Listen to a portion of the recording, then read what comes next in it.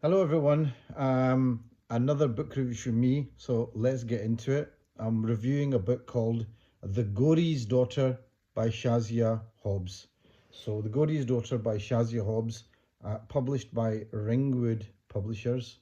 So I'm just going to read the blurb on the back. The Gori's Daughter is the fictional story of Aisha, a young mixed race girl, daughter of a Kashmiri father and a Glaswegian mother, moved into the household as mistress alongside the Muslim wife and the children from both relationships. Her whole life is a constant struggle against the rejection and hostility her background generates in both Glasgow's white and Asian communities. The book graphically documents her fight to offer her own daughter a culture and tradition she can accept with pride. The book sheds a relentless light on an aspect of Scottish Asian relationships that is seldom acknowledged. Its uncompromising exploration of the realities rather than the myths of race relations within modern Scotland is likely to have an explosive impact, challenging as it does cosy assumptions on both sides. The tale is often harrowing, always exciting and revealing, but is ultimately about triumph, a victory for resilience and decency over bigotry and discrimination. So yeah, this The Gori's Daughter by Shazia Hobbs. Any of you may not know what the word Gori means, but the word Gori, it actually means fair-skinned women, or Gora means fair-skinned person. Now it's not always. It's actually meant as a almost as a compliment, or simply a description of someone being lighter skinned, but it can in some aspects be used as a kind of uh, as, as a kind of slur, not a slur, but it's, like someone's a Gora, someone's a Gori. It's like saying someone's a black person. And I suppose it's the tone that you use it in. It can be used in a kind of demeaning way. Um, and I think it's something that's just it's just used. People don't even think about it. Say so and so is a Gora. He is a white person. Shazia Hobbs is somebody who it says it's a fictional story, but it's a basically is based on a true story. So it's actually a true account of her life in Pollokshields, being brought up in Pollokshields into a kind of mixed household. Now, it's not actually just a mixed household. In the story, her father meets her mother, who is a lady called uh,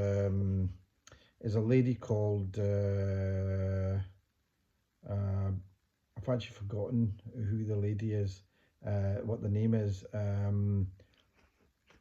The lady's name is,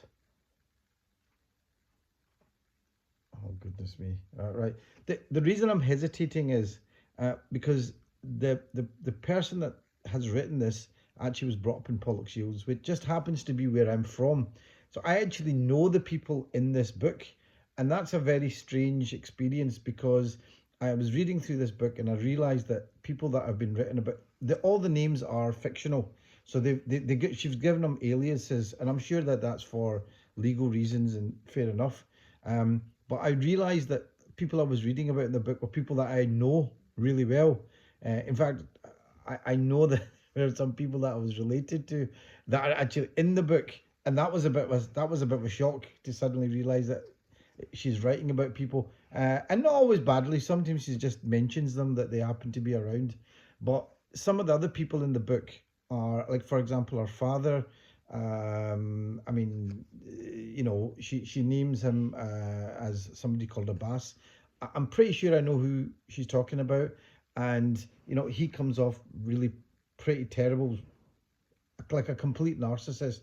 So the story essentially is this: that her father, back in the 60s, who already has a wife and I think some kids in Pakistan, meets Shazia's mum, her biological mum, uh, and her biological mum is already expecting, and he meets her mum, uh, has a relationship with her, and then starts living with her, has more kids with her, and then brings the Pakistani wife over from Pakistan. Never actually marries the the Scottish lady, but just carry on living. And the whole two families live together in the family, and uh, it's just a story of it in the book. It just comes across as chaos, and it's just ripe for abuse and domination by the Pakistani sort of wife. Now, it is she does say it's a fictional story, but the way that she writes about it, you know that she's writing about her own life events, and I would say that it's a powerful book. It's very raw. It seems authentic, and it seems as if she's really doing her best to rid herself of the demons of her past through this kind of cathartic mechanism of writing a book. And a lot of people do that. I mean, some people call it, abuse porn, and that is what it feels like almost. But like I said, it's very strange to read something like this and know that she's talking about people that you know and that you've actually met before, or maybe you don't know them as well, but you've seen them in various shops and things like that, and they seemed like normal people, but in this they just seem like complete demons. And I've heard other people say, it's a pack of lies. So take it from you what you will. But in the 60s, the fact is, a lot of people came over in the 60s. There were people from, you would call probably impoverished backgrounds, not very educated, met people here and had relationships. And probably there were some casualties. There probably were a lot of casualties. And where you get people from kind of underprivileged backgrounds meeting up, there often are people that get squished in the middle. And it sounds as if Shazia has been one of these people that's been squished in the middle, and has not had a great time of it, and has had to find her own voice. And I think the book is very much about her finding her own voice. In fact, the book is a whole expression of that, where she finds her own voice and finds a way of life that she can manage. And I know that her story is developing, and it's still developing. I don't believe she lives in Glasgow anymore. I think she's moved somewhere else. So this is one of these books that I found it quite difficult to read, and especially if you come from an Asian background, it's difficult to read. You want to kind of reach out and give the character in the book, and she calls herself Aisha in the book. You want to give her basically a bit of a hug, and give her some support and some guidance, but that never seems to happen in the book. It just kind of almost goes from bad to worse. And but at the same time, it's very difficult to put down. I think I read this book in about 2 or 3 days, and that's quite good for me. But I just kind of wanted to see where the book was going, and I suspect that she's probably missed out a lot of things in the book, probably things that were even more harrowing. But it's, what can I say? It feels authentic when you read it. It's powerful, but it's very raw. And yeah, it's not an easy book to read, but at the same time, I think you're going to probably find it difficult to put down. Is it all true? Who knows? Is it a kind of cautionary tale?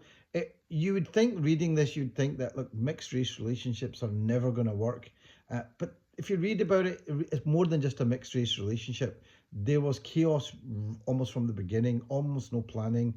And it seems as if, it is a tale about, when people from underprivileged backgrounds or care homes get into a relationship, sometimes they have their own needs. They need to feel accepted. And unfortunately, that overarching need to be accepted anywhere makes them ripe for abuse. And it sounds as if that's the kind of what's kind of happened here.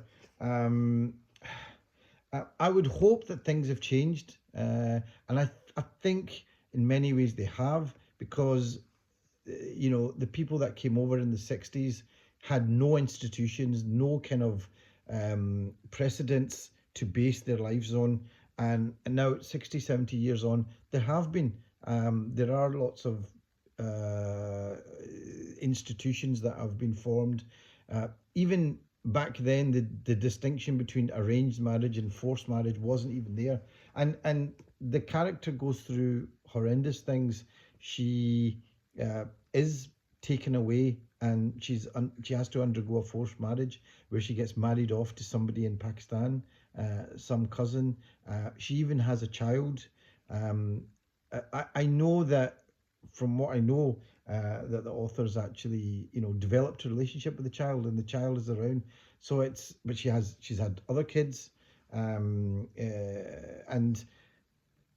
you know, you can have a lot of sympathy for her. You can see where the background and the life she's had to live. She's had to find her own way, and that's kind of, at times it's really sad.